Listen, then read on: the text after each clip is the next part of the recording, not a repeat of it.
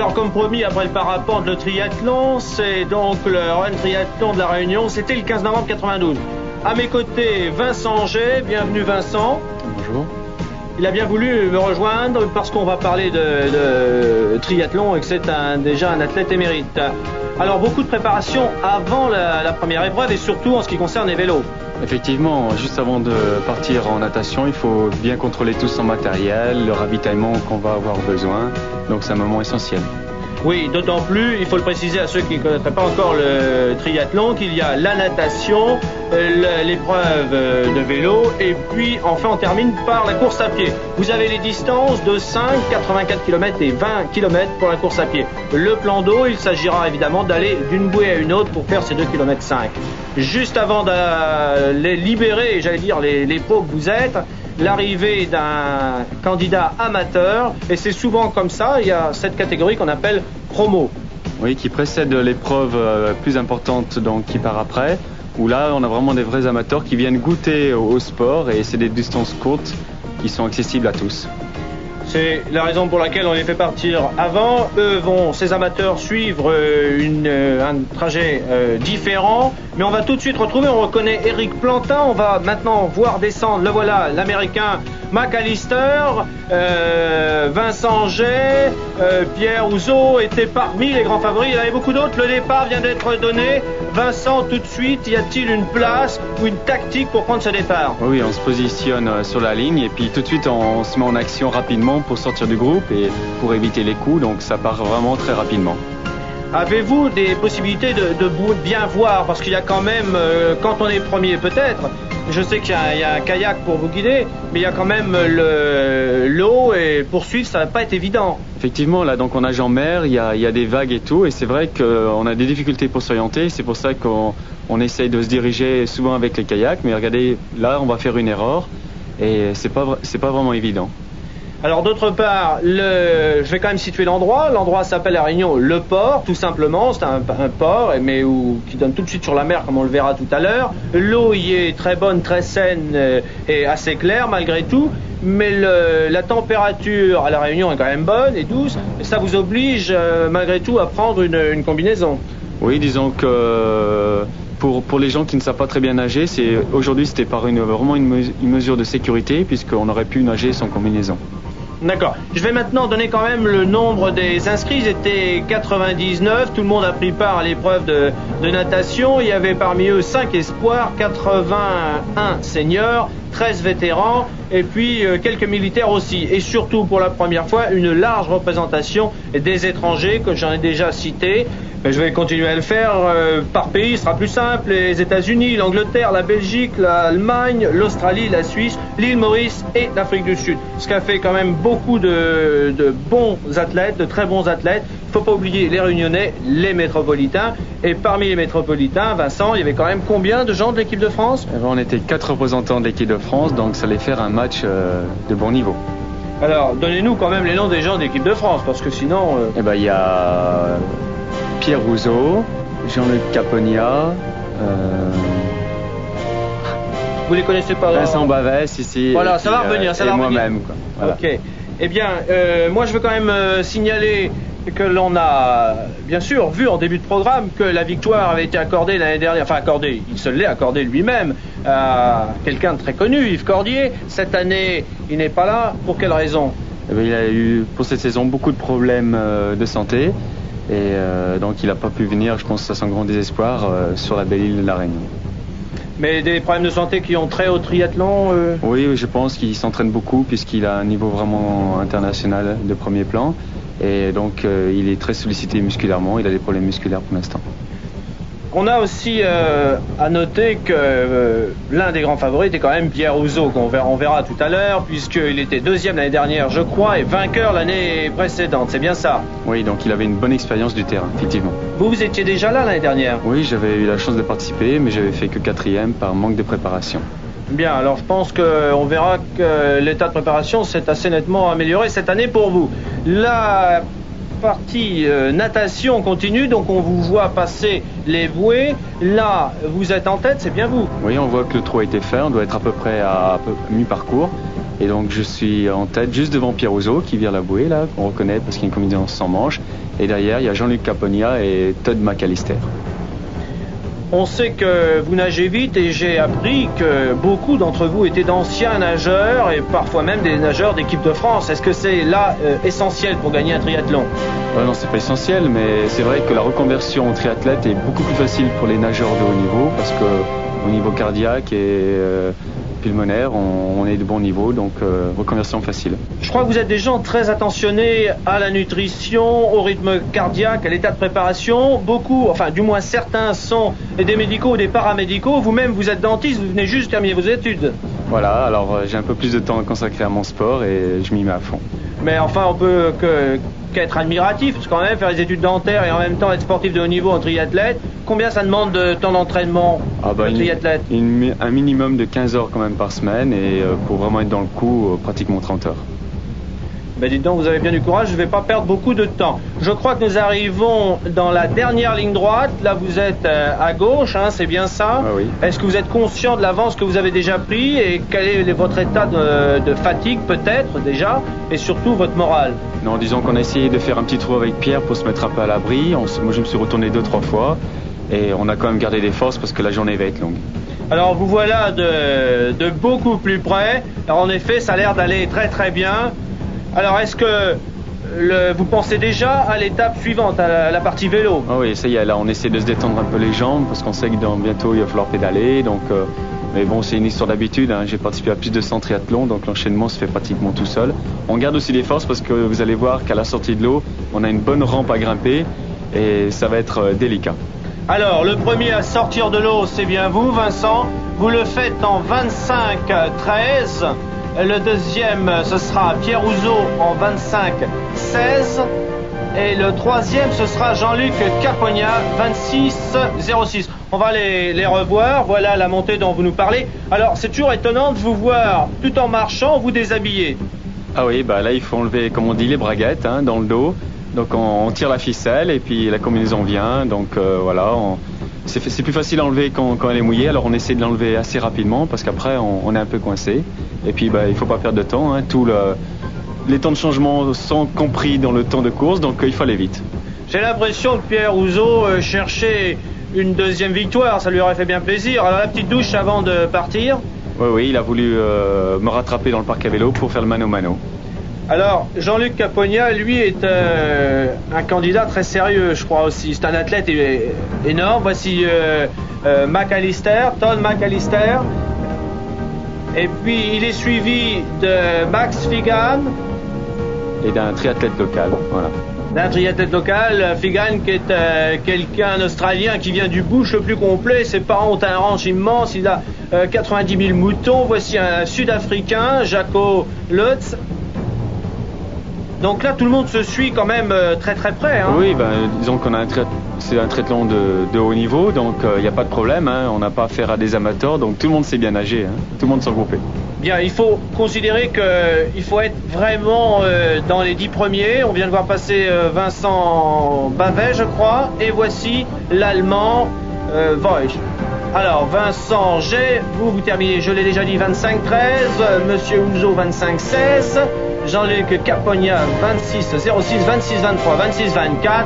Nous, on fait la pause. Ce sera plus court que ça.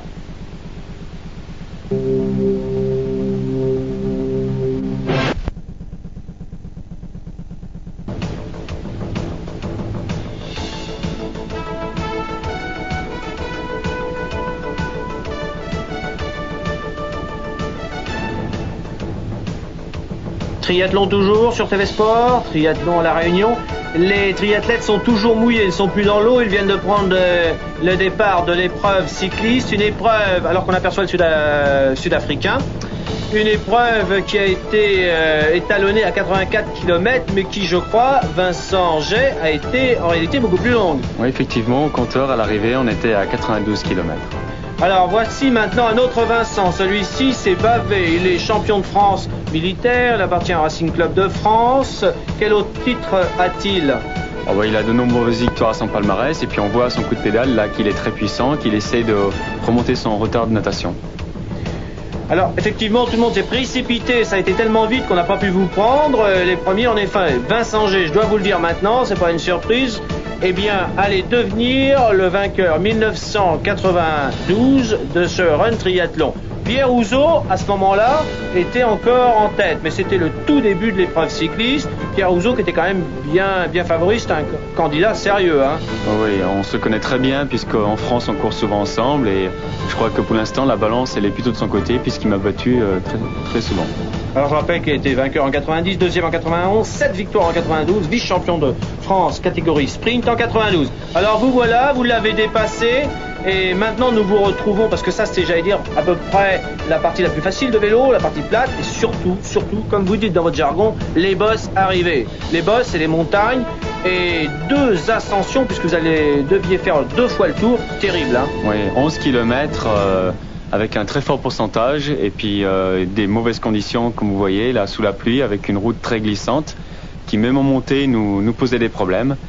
Donc voilà, c'est le mano à mano, on se marque un petit peu, on regarde comment est l'autre et on garde des forces quand même. C'est le début. C'est le tout début, mais vous avez avoué tout à l'heure être venu l'année dernière avec un manque de préparation. Cette année, a priori, vous avez rectifié et très largement le tir, mais est-ce que vous aviez déjà dans vos plans d'attaquer dès le début de la montagne ? Oui, de toute façon, il ne fallait pas lever le pied au début du vélo. On savait que Jean-Luc Capogna était très fort dans cette discipline. Donc, Jean-Luc Capogna. C'est cela, donc il fallait voir comment il allait nous rattraper.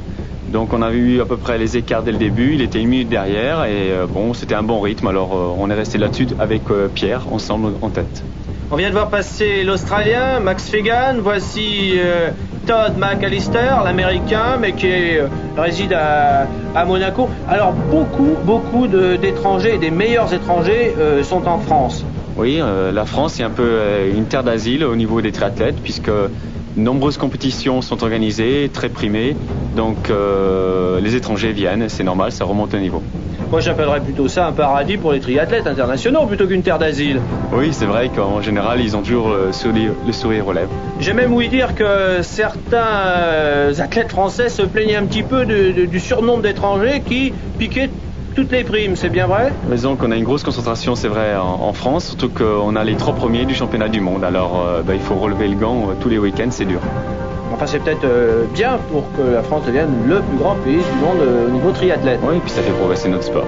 Alors la montée, pour en revenir à elle, dans la montagne, était de quelle distance ? Alors on avait 11 km du bas jusqu'au sommet. Et à peu près constant, le parcours, on a adopté un braquet. Là on voit Jean-Luc qui remonte, qui fait forcing. On voit aussi la différence de technique entre les cyclistes. Il y en a qui moulinent plus et puis Jean-Luc a un braquet plus important. Alors vous, Vincent G, avec Pierre Houzeau, vous étiez au coude à coude pour l'instant, les 2 premiers. Jean-Luc Capogna était 3e. Les jeunes étrangers se comportaient tout à fait bien. Voici donc Max Fegan, Australien, ancien professionnel de rugby à 13 et ancien policeman. Il a quitté le ranch de son père avec les foudres paternelles parce qu'il paraît que c'est pas très bien vu dans le bush australien que de partir en France faire du triathlon. On peut le comprendre, remarquez. Et on a suivi ensuite Todd McAllister. On revient un petit peu plus derrière parce que, je vous l'ai dit, il y a quand même beaucoup d'autres athlètes qui étaient là, beaucoup venus de métropole, mais aussi beaucoup de réunionnais. Alors est-ce que c'était un avantage pour les autres de connaître le terrain ? Bien sûr, surtout au niveau des conditions climatiques, puisque nous, donc, on est venu de métropole, il faisait froid et on est arrivé sur une terre où il y a 30 degrés d'écart. Donc le climat pouvait nous poser des problèmes. Là, on vous retrouve, j'ai annoncé un petit peu tôt, mais voici le premier point où on a donc le droit et la possibilité de s'hydrater. Les organisateurs avaient vraiment tout prévu, il faut les en remercier. On vient de voir passer l'Américain. Voici le champion d'Écosse, Jack Maitland. Alors là aussi, c'est encore une bonne participation. Beaucoup d'Européens et d'internationaux. Les bénévoles, plus de 400, j'ai entendu dire. C'est une formidable organisation. C'est peut-être une des difficultés quand même du triathlon. Ça a besoin de tellement de monde. Oui, c'est vrai que les organisateurs sont très sollicités. Il faut trouver donc des personnes à la fois pour l'eau, pour la natation, pour les ravitaillements, c'est très compliqué. On vient de voir passer le Sud-Africain. Vous avez reconnu, j'en suis sûr, Vincent Bavet qui a une marque sur la cuisse. Il est tombé très tôt. Et voici André Lebeau, le Réunionnais, qui a été très bon déjà l'année dernière. Et je crois qu'elle est encore très très bien se comporter. Nous avançons. Alors, première phase, j'allais dire l'ascension dans la pluie, une chaussée très glissante. Et on voit là que ça descend, mais il y a aussi un certain nombre de faux plats. Hein. Oui, le terrain était un traître après la montée parce qu'on ne descendait pas tout de suite. Et là, il y avait un peu des montagnes russes et c'est vrai que ça fait mal aux pattes. Surtout sous la pluie, en plus, on prend des contractures. Et on avait été averti déjà dans la bosse que ça glissait. Alors tout le monde prend ses précautions dans la descente, prend des virages larges. Et on voit aussi que la circulation n'est pas fermée.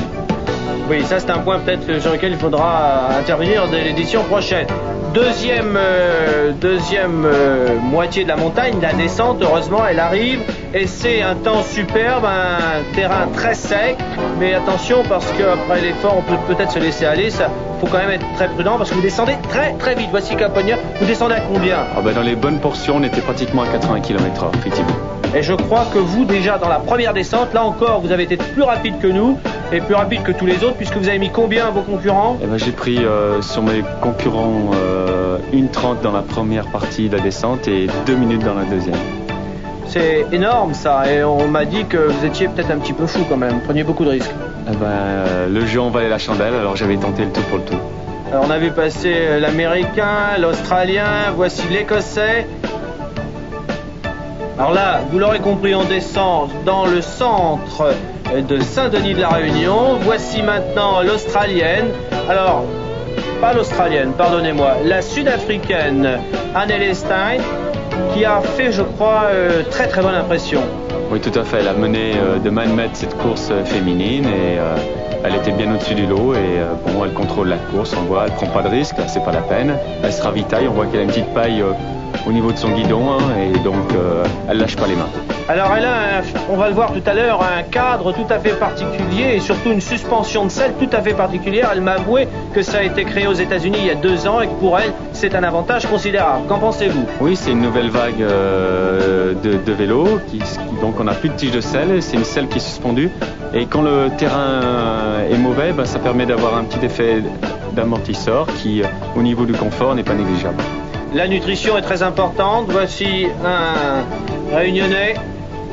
Oui, c'est une épreuve qui dure plus de 4 heures. Donc là, il ne faut pas faire d'erreur, il faut se ravitailler parce que sinon on arrive à l'hypoglycémie et dans des drôles d'état. Alors voilà la borne autour de laquelle il fallait tourner, ravitaillement en eau pratiquement en tous les points. C'était tout à côté d'ailleurs de la statue d'un homme devenu très célèbre depuis son invention, le tir entre les hélices d'avion. J'ai cité Roland Garros, on connaît beaucoup son nom dans le tennis aussi. Voici après le suite du parcours sur le littoral. Donc là, c'est une partie délicate puisqu'on a descendu pendant plus de 10 km et puis il faut de nouveau tirer des gros braquets sur du plat. On était aidé, il faut dire, par un vent qui poussait fort derrière. Donc ça, c'était sympathique. On a vu que celui-ci donc laissait la mer à sa gauche, va faire demi-tour, repartir sur la montagne. Mais nous allons tout de suite nous intéresser à vous parce qu'il y a longtemps qu'on ne vous a pas vu. On voit quelqu'un qui vous en veut, qui veut vous voir de très près. C'est pour l'instant le deuxième, Jean-Luc Caponia. Alors qui allait descendre, mais plus prudemment quand même. Oui, il a pris un petit peu moins de risques que moi. Il a peut-être eu un peu raison puisque moi, ça m'a joué un petit tour. On va le constater dans un moment. C'est vrai que cette deuxième montée était délicate parce que on avait déjà dépensé beaucoup d'énergie dans la première et la deuxième, on la craignait tous. Et puis pour moi, ça s'est pas trop mal passé. Voilà, on vous a fait patienter quelques minutes, mais vous savez, ça valait la peine. Voici l'arrivée donc de Vincent G, premier à la natation, premier à l'épreuve cycliste, et ce en 2:48:36. Dans la deuxième descente, vous gagnez combien ? Encore 2 minutes. C'est absolument incroyable. Oui, 3 minutes d'avance à l'arrivée, ça commence à être appréciable.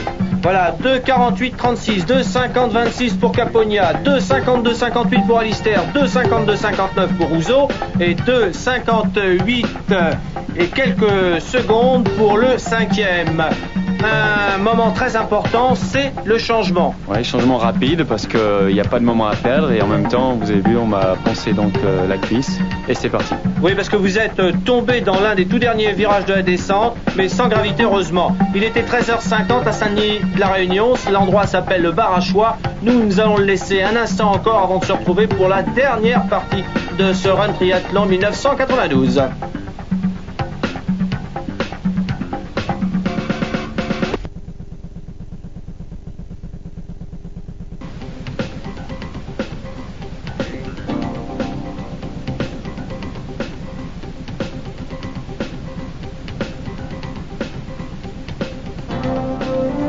Alors de retour bien entendu au bar à choix, Xavier Chevreau, Vincent Jay qui, on l'a vu à la fin de la partie précédente, est déjà parti sur la dernière partie de ce triathlon, la course à pied. Je rappelle qu'il y a 20 km. Alors maintenant, à l'écran, la natation cyclisme, les temps cumulés, 3:13:45. Pour Vincent G, Jean-Luc Carpogna, lui, à 3:16:37. Vincent G, qui est bien entendu toujours à mes côtés. Alors Vincent, cette différence de 2 minutes 52, qu'est-ce que ça veut dire au bout de déjà une épreuve qui est fort longue? Ça veut dire que le forcing que j'ai fait en vélo a payé et que maintenant il me reste à gérer mon avance sur 20 km. Et 20 km c'est encore long, donc il va falloir que je sois attentif aux autres. 2,52 c'était déjà beaucoup, mais c'était pas forcément encore suffisant. Je vous donne les autres écarts. Troisième au temps cumulé, Pierre Houzeau à 3:18:21, 4:36 donc du premier. Alistair 3:19:16 est à 4:41 et enfin Figan 8:13 donc et lui, et je crois il est plus possible de le voir arriver trop près de vous. On a Jean-Luc Capogna qui arrive, alors lui 2:52, on va le voir se changer beaucoup plus lentement. Je vous ai chronométré, Vincent, vous avez mis 15 secondes pour vous changer. Regardez, Jean-Luc va lui mettre 35 secondes pour se changer. Il m'a avoué qu'il s'entraînait beaucoup à se changer. Alors est-ce que c'est grâce à votre entraînement que vous avez pu descendre à des 15 secondes comme ça? Oui, comme je vous ai expliqué tout à l'heure, tout le temps compte, donc il faut être rapide. Et là, Jean-Luc, il doit avoir une petite faiblesse au niveau des pieds, obligé de mettre des chaussettes. Apparemment, c'est anodin. Et on va s'apercevoir que tout à l'heure, que ça va compter beaucoup dans cette course. Alors le voilà, il s'élance pour les 20 derniers kilomètres. Il y aura, on part d'ici, 5 km, on revient, 5 km et on revient. La chaleur n'était pas cette année, je crois, votre principal ennemi, mais ça a été même une chance pour vous, non? Oui, d'ailleurs, le rythme a été plus soutenu que l'année dernière du fait qu'il y avait un peu plus de fraîcheur. Parce que l'année dernière, je crois que ça a été terrible. Ah oui, étouffant. On a beaucoup souffert. Pierre Houzeau maintenant qui arrive. Alors lui est au temps cumulé que je rappelle 3:18:21, soit 4:36. Est-ce qu'il pouvait espérer remonter sur vous? Savait-il l'écart qu'il y avait entre lui et vous? Oui, c'est l'avantage de n'être pas en tête en fait. On a beaucoup de chronos. Et en plus, j'avais plus peur finalement de Pierre parce que je savais qu'il courait pas mal. C'est donc un excellent coureur. On remarque également qu'il vous a égalé en temps pour le changement, 15 secondes aussi. Oui, on est habitué, on est rapide et puis bon, on part toujours sur des bonnes bases au départ, une bonne foulée, on se ravitaille et puis il faut tenir. Donc là, c'était encore possible pour lui de vous rattraper, enfin, ça allait être difficile. Mais voici l'Américain Todd McAllister qui lui aussi, vous voyez, il quitte carrément ses chaussures. Est-ce que vous avez fait ça? Oui, donc on arrive au départ du parc à vélo et tout de suite on a déjà enlevé les scratchs des chaussures qu'on laisse sur le vélo et donc on n'a plus que le casque à enlever, les chaussures à mettre et on allonge la foulée. Je crois qu'il va avoir des problèmes, il va perdre du temps, il va mettre quand même 25 secondes. Il a sûrement perdu quelques secondes et tout compte vraiment dans ce triathlon.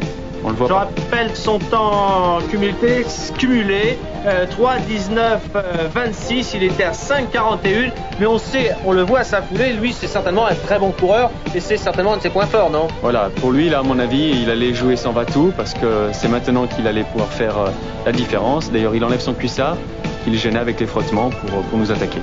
Alors que beaucoup d'entre vous, si ce n'est la majorité, roulent en maillot de bain et partent en maillot de bain.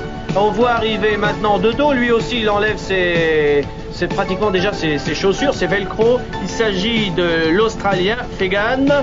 Alors il est à 13:35 derrière vous. Pour lui, il n'était plus question. D'ailleurs, il arrive, je crois, un petit peu en roue libre là. Ouais, petite contre-performance pour lui. Bon, il va essayer de jouer sur son état de fraîcheur, ce qui lui reste. Et puis peut-être qu'avec la casse devant, il peut encore espérer quand même un podium. Et c'est vrai qu'au niveau chrono, c'est un peu loin déjà. Alors c'est surprenant de voir la facilité avec laquelle vous mettez vos chaussures. On a l'impression qu'il n'y a pas de lassage, il n'y a rien. Vous les enfilez, vous partez déjà. Oui, souvent chacun a sa petite spécialité au niveau des chaussures. Il y en a qui mettent des élastiques, d'autres des petites boules. En tout cas, on fait pas de nœuds, c'est sûr. Alors lui aussi, on remarque qu'il a des cuisses tout à fait impressionnantes et des mollets qui ne le sont pas moins. Voici le Sud-Africain, voici le Belge, je crois. Et André Lebeau, meilleur réunionnais, meilleur régional, il a beaucoup de mérite, je crois qu'il était déjà très bien placé l'année dernière, il allait encore figurer de manière très significative cette année par rapport au plateau métropolitain et international, et je crois qu'on lui devait bien d'illustrer les deux parties, la précédente et celle-ci, avant d'entamer nos commentaires. Voici le champion d'Écosse. Que connaissez-vous sur lui ? Eh ben, on le connaît pas du tout, il tourne pas en France, mais on est attentif de toute façon. Dès qu'il y a quelqu'un qui est un titre de champion, eh ben, il faut l'observer, pas de problème. On a vu que Vincent Bavet, l'homme en bleu ciel, s'est blessé, alors que lui aussi faisait partie des favoris quand même. Ben, aujourd'hui, je pense que les Vincent étaient un peu maladroits en vélo, puisqu'on est tous tombés. Oui, enfin il y en a quand même un qui a gagné, c'est vous, il faut le dire. Oui, non, mais c'était pas trop grave comme chute. Mais c'est vrai que ça peut être démotivant parce que dans sa tête, on est souvent un peu moins fort quand on est blessé. Ça fait une petite excuse pour se dire si on n'est pas en forme, on peut abandonner. Et parfois, pour le mental, c'est pas très bon.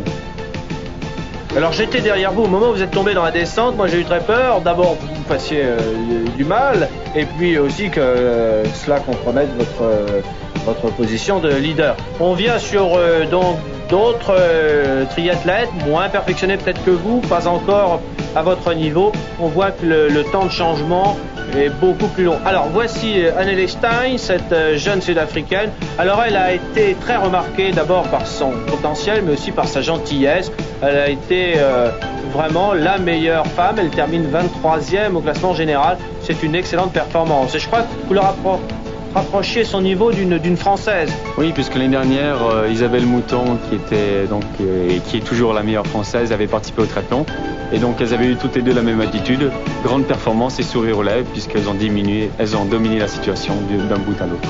Alors vous voici à la fin des premiers 10 km, vous avez tourné autour de cette bouteille d'huile, il faut appeler les choses par leur nom. On vous met un petit ruban autour du cou, mais ça a l'air de vous déplaire.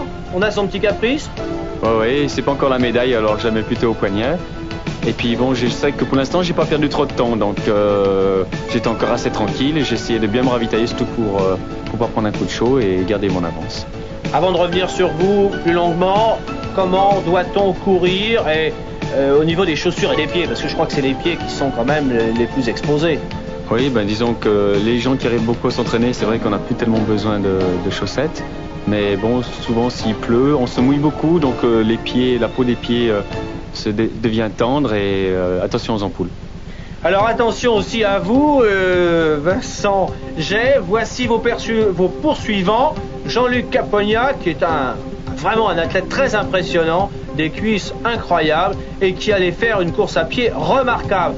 Derrière lui, alors pour l'instant tout allait bien, mais ça allait se gâter. Eh bien Todd McAllister, l'américain, allait avoir du 10e au 15e kilomètre beaucoup de difficultés. En effet, il me disait avoir, là c'est pas Pierre Housseau, c'est toujours Jean-Luc Capogna, il allait boire trop de choses différentes, il allait avoir des maux d'estomac, marcher presque pendant 1 kilomètre et perdre, alors que là tout le monde pensait que c'était l'américain qui allait fondre sur vous. Là il allait encore très bien. Oui. C'est vrai que sur ces épreuves de longue distance on boit beaucoup et ça pose des problèmes aussi parfois en course à pied. On a le ventre qui gonfle un peu trop, c'est vrai. Pierre Housseau, lui, semblait un petit peu lâché. Est-ce qu'il était trop tôt pour dire qu'il avait plus de chance de vous rattraper ? Là, je crois qu'à ce moment-là, il y croit plus trop. Il est en position d'attente. Il essaye de voir si les deux autres devant vont pas craquer. Et puis en fait, c'était pas mal pour eux d'être groupés comme ça, parce que inconsciemment, ils sont entraînés, ils sont donnés un rythme, alors que moi, je suis isolé devant. Bon, j'ai des chronos, mais au bout d'un moment, j'ai eu un passage à dur, et vraiment très dur. Et j'ai commencé à craquer, là, vent de face, et une petite douleur qui revient au niveau du bassin après ma chute. Alors, une petite baisse de morale, là, je m'accroche. Oui, alors, pour resituer, on continue donc du départ, mais naturellement, on va aller jusqu'au bout, faire le tour et revenir. Donc, de ce côté-là, vous aviez le vent de face, je crois. Voilà, 5 km avec un très fort vent de face. Alors, il faut accrocher la casquette. Là, 2-3 fois, je suis obligé de la mettre. Alors, je crois que c'est votre président chéri, qui était dans tous ses états parce que vous voyez, il avait raison. Ouais. Sur le podium. Qu'est-ce qu'il est en train de vous dire? Ben là, il m'alarme parce qu'il s'aperçoit que je craque. Alors, il m'encourage, il me donne les temps. Et je perds beaucoup de secondes, là. Donc, il faut que je m'accroche. Ça serait bête de... Je savais que de toute façon, s'il remontait, c'était dans le dernier kilomètre. Je commençais à faire un peu les calculs dans la tête. Et puis même, je suis plus trop conscient puisqu'il fait pas beau. J'ai encore ma casquette, ça surchauffe, là. Et c'est vrai que je dois pas être trop bien, quoi. Alors, moi, je vous suivais en moto et pendant ces 10 derniers kilomètres, j'avais en plus la chance d'avoir une moto équipée d'une radio avec les commentaires en direct de nos amis de Radio Est, je crois. Eh bien, on apprenait que Capogna revenait sur vous et vous a repris, je crois, des fois presque 1 minute au kilomètre. Il fondait sur vous littéralement. Oui, alors... On était très inquiets pour vous, hein. Tout à fait. Et à 5 km de l'arrivée, j'ai dit, bon, allez, c'est le bateau, il faut que j'attaque. Donc c'est à ce moment-là. Et j'ai eu la chance de retrouver des gens qui, eux, étaient dans leur premier tour, qui m'avaient doublé d'ailleurs quand j'étais mal. Et j'ai réussi à m'accrocher à eux. Donc j'ai vu que j'augmentais mon rythme. Mais Jean-Luc faisait encore plus de forcing et me reprenait encore du temps, ce qui est assez incroyable quand on connaît ses autres performances qu'il a fait sur les traitements à pied. Et vraiment, j'étais très très surpris, j'avais peur là, c'est vrai. Je crois d'ailleurs que récemment, à Brive, vous êtes livré à un duel quasi identique. Voilà, on avait fait pareil, un peu la guerre en vélo et à pied, j'avais réussi à tenir mon rythme. Et là encore, mon coach qui essaie de me stimuler parce que lui, il s'aperçoit encore plus de la situation que moi et il fait le maximum là. Il peut pas me pousser, mais il me crie dessus, c'est bon pour moi. Alors c'est votre coach, mais c'est aussi votre président. De quel club venez-vous? Et rapidement, donnez-nous quand même les points qui ont marqué déjà votre grande carrière. Donc cette année, j'ai signé à André-Zuboutéon, c'est un club de la Loire. Et pour mes performances, j'étais 17e au championnat d'Europe en 88, 17e au championnat du monde 90 et 3e au championnat du monde universitaire cette année. Alors on a vu une charmante jeune femme qui faisait comme votre coach, donner des informations à Jean-Luc Capogna. Ce sont les derniers instants, je vous les laisse, Vincent. Alors là, c'est la ligne droite. Là. Quand je regarde l'image, je suis en frisson, je tire sur les bras, je lève les genoux, je force, les gens applaudissent, j'entends plus rien, je vois plus grand chose, je vois la ligne, je fonce, je me retourne, je sens son souffle, mais bon, ça y est, c'est fini, je vais pouvoir lever les bras et c'est super, un grand moment là, je vais m'en souvenir longtemps celui-ci. Eh bien, c'est fabuleux quand même cette arrivée, je vous assure, d'être revenu comme ça pour Jean-Luc Capogna, il faut saluer sa performance, d'avoir tenu comme ça et d'avoir tenu, parce que ça va être extrêmement dur. Alors, on comprendra, je crois que c'est normal, hein, il faut tout de suite rassurer les gens. Là, c'est plus la tension nerveuse qu'il y a eu pendant la dernière heure de course, là. Et puis bon, c'est l'apothéose pour moi, là. Je me jette dans les bras de quelqu'un, je pense qu'il m'a pas récupéré, c'est pour ça que je suis par terre. Il n'y a pas de raison. Voilà, donc ça c'est tout à fait normal après souvent un effort de très longue durée comme ça, c'est plus nerveux, donc il va y avoir ça. Ensuite je crois que vous avez des massages et puis tout ira très bien. Alors bravo et félicitations, nous sommes en plus très heureux et très honorés d'avoir pu recueillir également vos commentaires, Vincent G. Les dernières informations, durée 4:38:04, 4:38:06, 4:40:34 pour Pierre Ouzot, Todd McAllister 4:41:23 et Monsieur Roche 4:44:36. Vincent G, merci, bravo, à l'année prochaine. Mais naturellement, je vous remercie.